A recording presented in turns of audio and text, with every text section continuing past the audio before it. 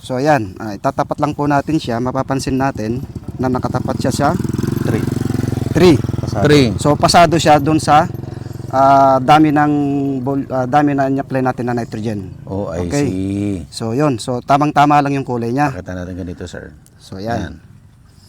Kapag tinignan mo nga, halos pupunta pa siya sa 4 eh. Oh. Oo, yan. Pwede pa siya sa 4. Which is kwan naman sir, talagang itong dalawa na to. Ang good dyan is 3 and 4. 3 and 4. Ang good. Ang 2, ibig sabihin kulang. Kulang Sa nitrogen. Meron siyang Yung 5, deficiency. sobra. Sobra. Sobra sa nitrogen. Ang disadvantage kasi sir, kapag sobra sa nitrogen, Sir, ikaw, sa experience mo, ano yung dapat presyo ng palay para hindi ka lugi? Hindi naman parang farmer naman nasisiyan magbukid. Ano? Dalawa yan yung may nagsasabi na lugi, pero actually hindi lang siya masaya. Hindi lang siya masaya. Lugi sa saya. No? Ano yung hindi ka lugi, ano yung masaya ka? Yung masaya ka. Yung presyo ng palay. Yes, sir. Pagka sa ngayon, sa kamahalan ng mga Inputs. abono, inputs, Oo. siguro pinakamagandang presyo yan yung mga Gusto mo bang matuto ng agribusiness, crops, livestock and poultry, aquaculture, at ma-inspire sa mga success stories? Agribusiness How It Works! As a YouTube channel, Agribusiness features entrepreneurs, farmers, organizations, OFWs, investors. However, beyond our usual content and official endorsements, Agribusiness does not engage in other business dealings with them. While our viewers and featured individuals and entities may choose to pursue business deals with each other on their own, we encourage them to be cautious in doing so.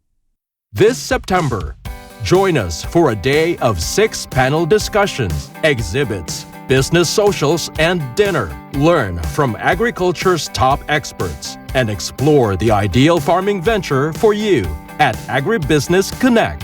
Happening at Elements at Centris, September 28, 2025. Doors open at 12 noon. Don't forget to register through the link in the video description box, or simply message us on Agribusiness Facebook page. You may also text us at 0917-827-7770. Strictly no walk-ins. Agribusiness Connect. Agriculture in full view. Win a trip to Taiwan. Explore the beauty of Taipei and Taichung, made possible by Book and Go Travel and Tours Services.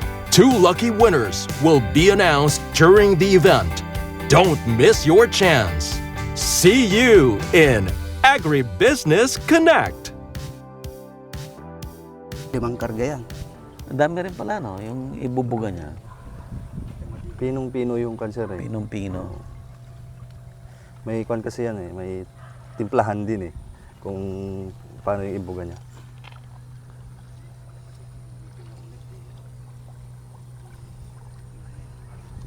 So, dapat tamaan niya yung mga dahon. Yes, sir. Kasi yung sana through foliage. Dadaan sa dahon. Sa dahon. Ayan. So, mag-mix tayo ulit. Mimix ulit yan. Okay, so yan. Maglalagay muna siya ng tubig sa sprayer. Sir Bong, sino nag-introduce sa'yo ng Sanadu? si technician. Okay. Try mo, sabi. Sige. Okay. Hindi siya nahirapang i-convince ka. Nung una, medyo hesitant ako. So, yun. Yung start, puro ganyan. Pulyar ang ginamit ko. So, maganda naman yung kanya. Yung, kumbaga, yung growth ng plant. And then, tsaka kung siya, hindi siya ganong kung sa mga insekto. Yan talaga ang benefit niya. Tapos, yung yield, okay naman siya. Mas mabigat siya. Ilan yung average, Sir Bong, last season? Last season, Kung yun, nabinhi yun eh. Mm. Nasa, 120, more or less 120. Mm. Tapos yung timbang niya, mas mataas siya ng per kaban, ano? Ay, 120 yung 1 hectare. Oo. Tapos yung average. Ay, yung average. Average weight. Yung average weight niya, mga nasa konse, mga 56, ganun. Oo, okay. Maganda na yun. Maganda yan. Kasi inbred siya eh. So deciding factor mo to, sir, pag itong trial mo na half hectare na 100% Sanadu, pag maganda, apply mo sa lahat ng Yeah, mag-ship na ako. mag-shift ka na totally. Oo.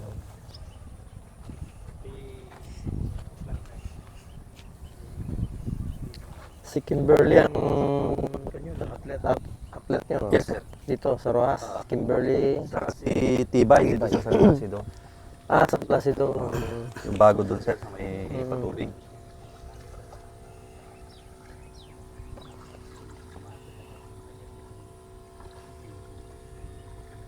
Rojas ba ang malaking palayan sa Isabela? Hindi naman.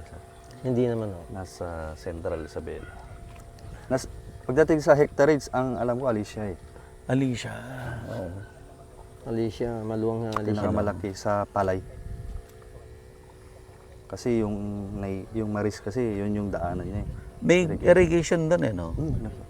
Yung pinaka-main ng sa Magat eh. Yan. Magat. Galing Magat din yun. Ito, iba yung irrigation system dito eh. Sipu to. Sipo ito. Ito dito, galing. Yan yung kanal niya, sir. Oh. Yung dinaanan natin. Kaya maganda yung location ni sir. Nasa Pakwan eh. Kahit na konti lang tubig sa irigasyon, Oh. pasok. Pasok. Kaya ako lumipat dito ng Sangla. Actually, hindi ko na lupa to eh. Sangla, puro Sangla lang. Anong advantage nyo, sir, nung Sanla versus doon sa lupa Sa mo lupa. talaga? Sa ngayon kasi, ang presyo ng mga bukid, mahal, di ba? Lalo na kapag So, ganito, ito, irrigated. it ranges from 2.5 to 3 M yan eh. 1 hectare. Pag Sangla, din. pag Sangla nga, milyon na rin eh. Oo. Million din? Oo. Milyon na rin. Tayo naman eh, ang pagsasaka naman natin eh, hindi naman tayo for life naman eh. Pag senior na tayo, tigil na tayo na, pag medium din na tayo. Di ba? I mean, kung lang naman to. Unless mamanahin ng mga anak mo. Mamanahin, yan lang. Pero kung may iba rin yung hilig, interest. kung walang hilig, sayang lang din. Maganda yun practical na mindset yun Pag Sangla, pag hindi mo na kaya, balik niyo na yung pera ko sa plant, di ba? Ganun lang. Unlike na kung talagang may lupa kang maluwang, iba na yun talaga. Tayo naman, hindi naman tayo. Actually, hindi naman ako farmer dati. Oo. Because of empleyado tayo, siyempre, yung sweldo mo, di ba? Hindi naman sapat, gano'n. Gusto mong may other income din. So, ang farming kasi, ang ano naman yan, pajab-jab lang naman eh. After 5 days of work, sa farm ka, di ba? Tuloy libangan na lang din. Ang patanggal stress. Pangtanggal stress. So, dahil libangan mo, hindi ka, sir, hindi ka na-stress kung mababa presyo ng palay. Yun yung factor ngayon. Stress. Pero sa akin kasi, seed grower ako, seed producer. I see. So, Kaya walang Hindi ka apektado pala nun. medyo lang kasi pag meron yung mga binhi mo na siyempre may reject, hindi may wala, hindi I mo see. Di siyempre, doon ka sa sa presyong mura. Pag na-reject, pupunta as bigas na yun. Bigas na. Pangbigas na. Commercial na. Bagsak na Commercial. na. Pero malit lang naman yata yan. Oo, konti lang naman. Oo. Usually itong ganito, yung rainy season, medyo mataas ang tendency kasi yung mga inaabutan ng ulan, hindi ka makabilad, gano'n. I see. Pero hopefully, ewan ko sa DA, si Chu, kini-question din niya kung bakit mababa ang buying ng presyo palay. nila. Kasi yung presyo doon 20, hindi naman yun ang kasi sinusubsidize doon ng gobyerno. Kaya ang presyo ng bigas 20. ngayon, itong mga buying station, yung mga palay buyer, Na trading. mga trading kwan, oh. binura nila ng presyo din ng palay. Kasi yun nga ang rason nila, pero hindi daw dapat gano'n. Pero hindi ko rin makon kung anong Ano ba talaga? ano ba talaga? Anong rason? Oo, oo, ano ba talaga? Ay, paano ka makakabili ng mahal na palay kung ang presyo ng bigas ay mura, di ba? Exactly. Oo. Hindi mo. Yun lang naman yung logic. Kasi nun, no? times 2 ba yan? Times 2, sir, yan, no?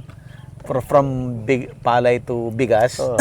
yung Let's say, sabi mo, times 2. times 2, no? Dapat. Ngayon, ginawa rin times 2. Oo. 20, tapos yung palay. 15, dry. 15, mataas na yun, 15. Mataas pa yan. Oo.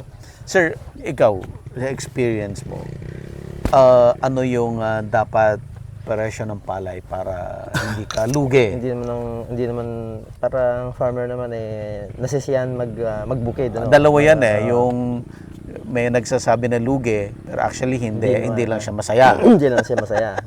Lugi sa saya. No? Ano yung hindi ka lugi, ano yung masaya ka? Yung masaya pa. Yung presyo ng palay. Yes, sir. Oo. Pagka sa ngayon, sa kamahalan ng mga Inputs. abono, inputs, Oo. siguro pinaka magandang presyo yan yung mga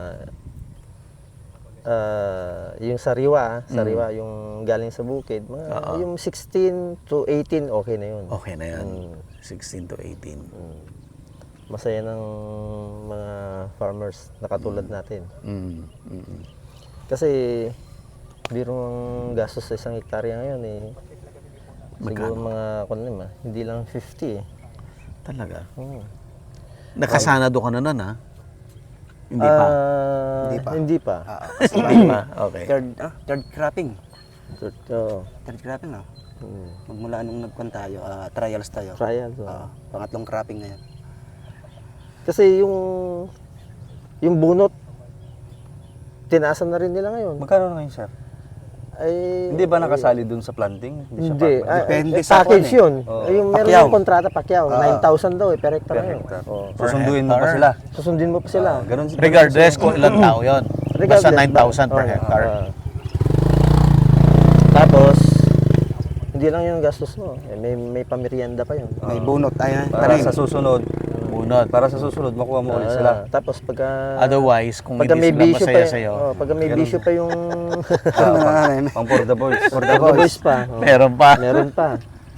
So, Ay, butit hindi kayo nagkakaproblema doon sa labor na yon. Butit meron pa. meron naman. Meron Meron pa. naman. Oo. Kaya nga ang style nila yun,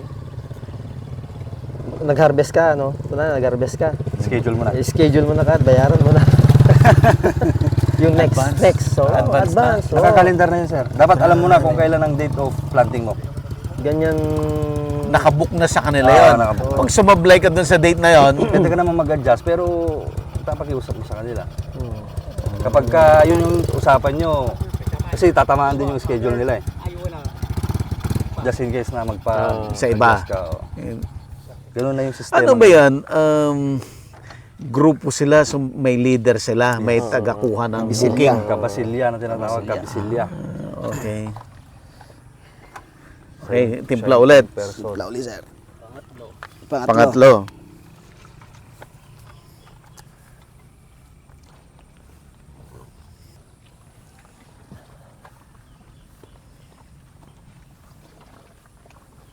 Frances.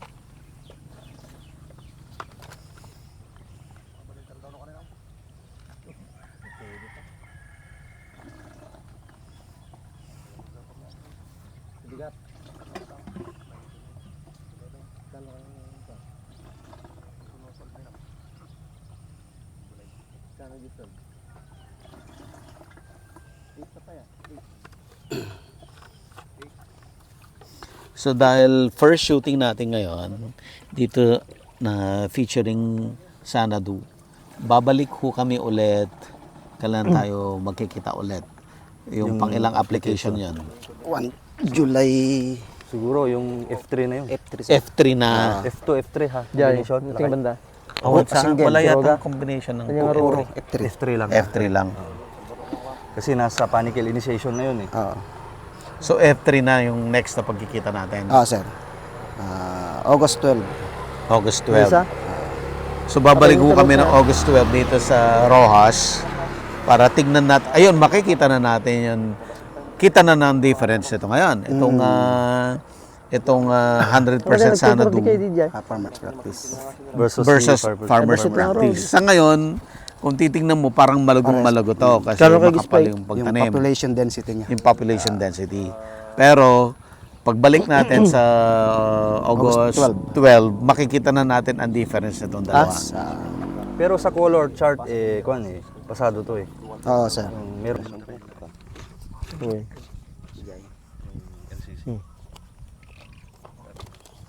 Damdam ko lang. Uy, dato yun kagudwa. O para ano na natin, makita na natin.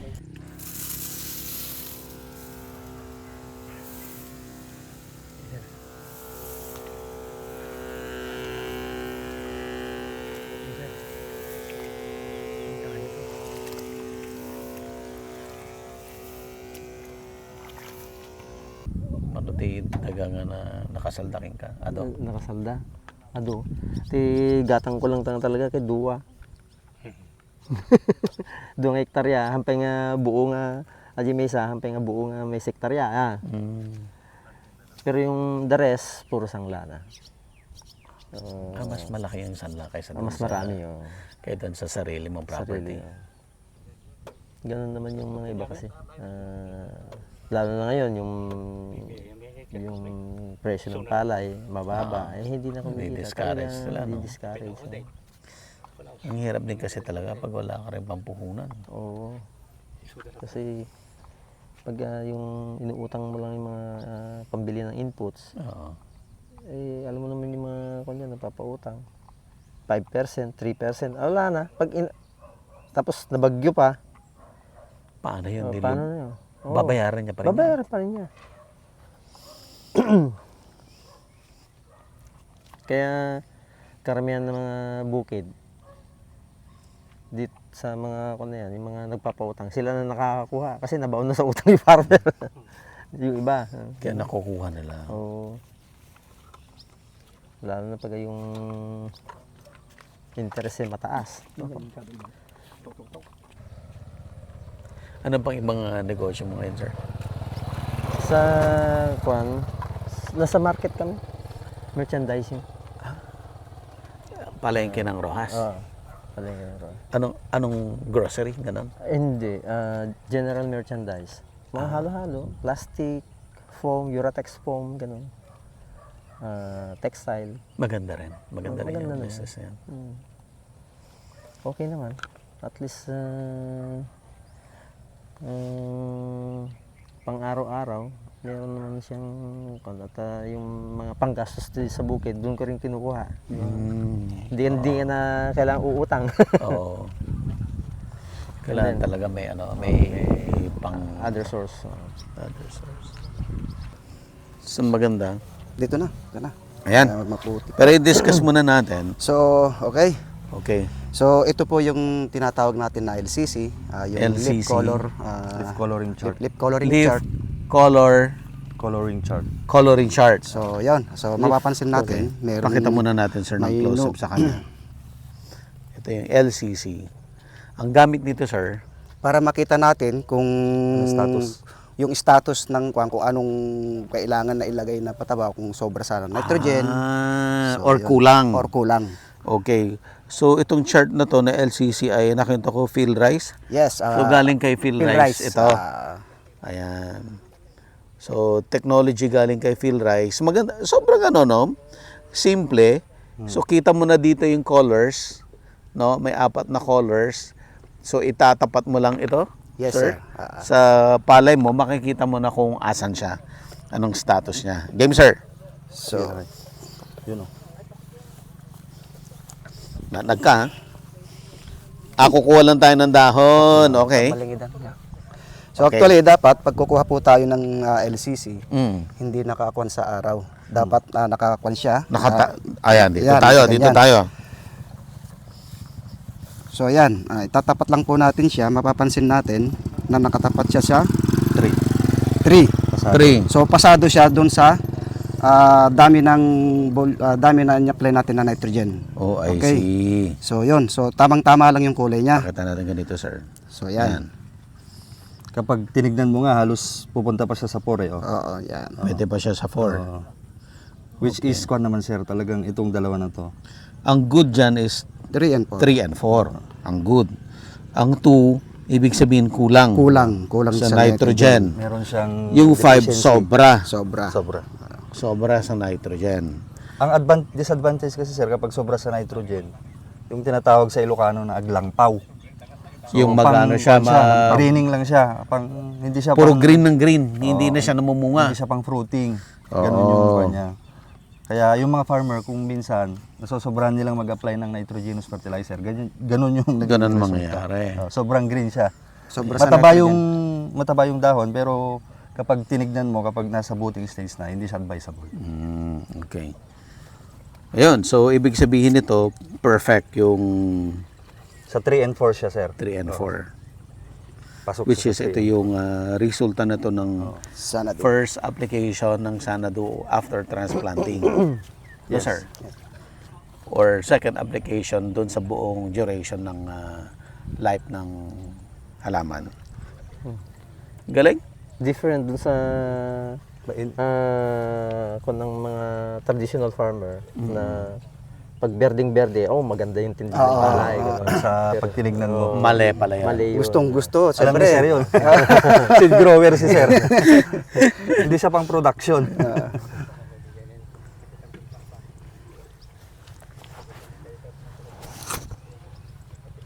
Kaya nga yung iba, ang gusto nila, berdeng-berde bago sumapaw. So usually hindi applicable yung nitrogen ang basal natin. So mas maganda ang palay bago sumapaw yan, Potassium. potassium, tapos yung kulay niya hindi siya masyadong green. So mas maganda yung mas Mas yellow. Kasi yan pagka sumapaw na yan, magbeberde ang dahon yan eh. Napapansin natin yan Pag yung magkuha na siya. nakasapaw na. Napapansin natin yung flag lip niya. Tsaka ang problema dyan, pag sobrang berde, ang palay, Hindi siya susceptible sa Insects. Gustong gusto ng mga insekto. Kasi malambot yung dahon niya, malambot yung mga kanya. Ano na kasi ang term ng aglangpaw sa Tagalog, sir? Tagalog ako eh. Tabal. Tatabal siya pala. Pagka sobra sa nitrogen bago sumapaw. O yung lumabas yung butil. Okay. Bago yung magbuntis. Oo, yun. So, ang Brown kailangan, plant mas maganda yung mas yellow ng konti. Sabi nga ni sir, susceptible siya sa mga Sakit. Insekto. Hindi lang sa insekto, pati sa mga Sakit. Like for example, yung Fungus. infection, bacterial. So, yun yung kwan naman, yung disadvantage kapag ganun yung cancer. Nasa 5. Galing. Simpleng-simple. Diyan mo malalaman kung nitrogen deficiency yung palay mo. Galing pill rice. Okay, so andito naman tayo sa Simimbaan. Dito pa rin yan sa Rojas, Isabela. Kasama naman natin, sir, pakilala ka naman. Ako si Rene Pascua from Simimbaan, Rojas, Isabela.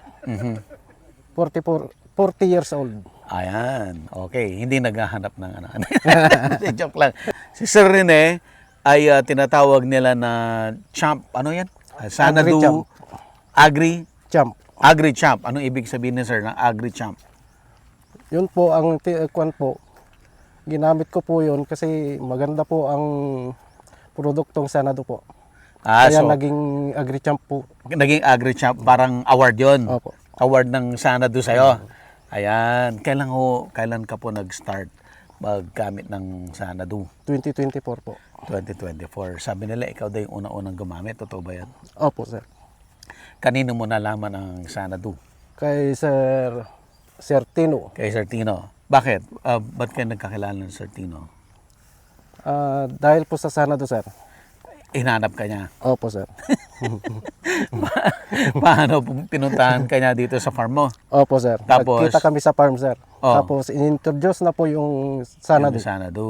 Anong reaction mo nung unang-unang pinakita sa'yo? Hindi po ako naniniwala nung una. Ayaw mo? Ayaw ko po. Oh. hindi ko pa nakita yung kanya, Yung result. yung result. Oh, paano kanya kinonvince?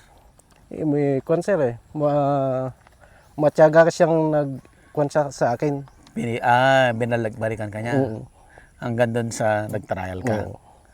Nung nag-trial ka, anong nangyari? Maganda po ang result. Ano po ang result, sir?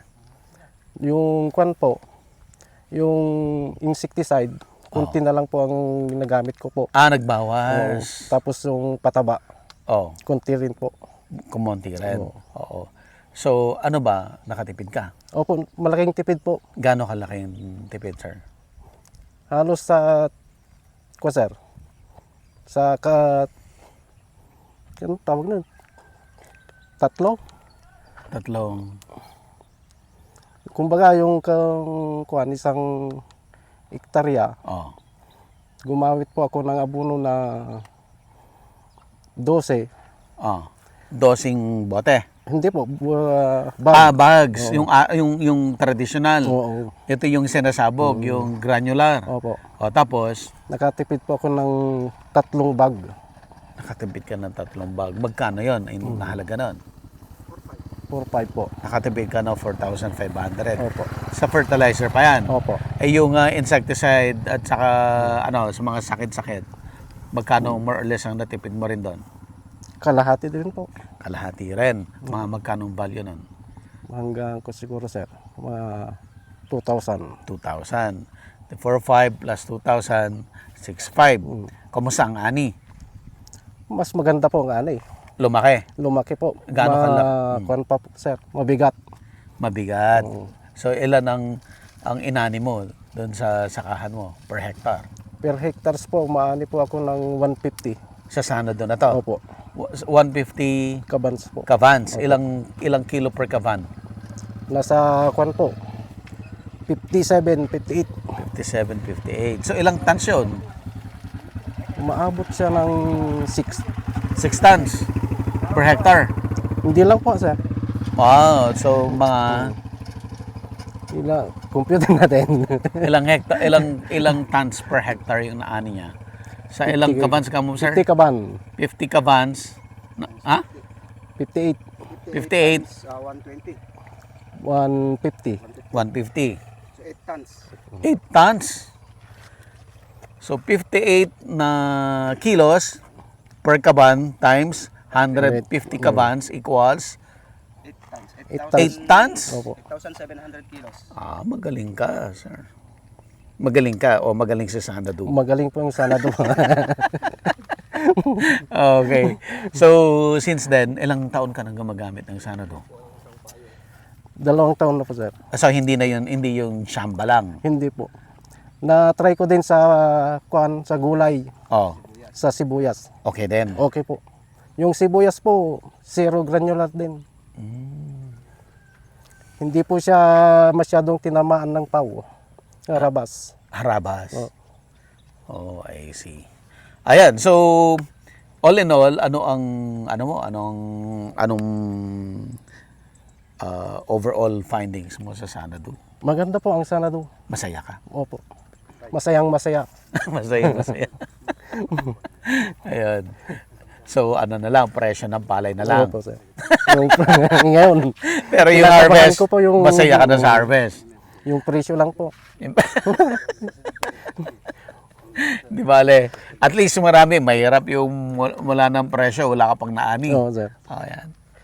Okay. So Rene, thank you so much ha. Yes sir. Thank you. Agribusiness merch is now available on Shopee and Lazada. Agribusiness, how it works. Instruct, inspire, succeed.